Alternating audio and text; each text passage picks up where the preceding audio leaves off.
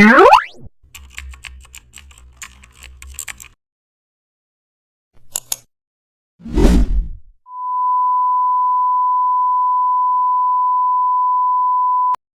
back to the channel, and don't forget to like, share and subscribe for more updates.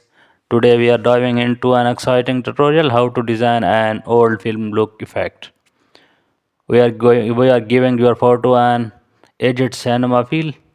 Start by distorting slightly and add noise filter for textures.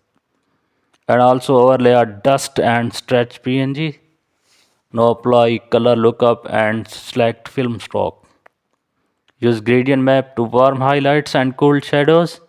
Then add bars, top and bottom for letterbox forming.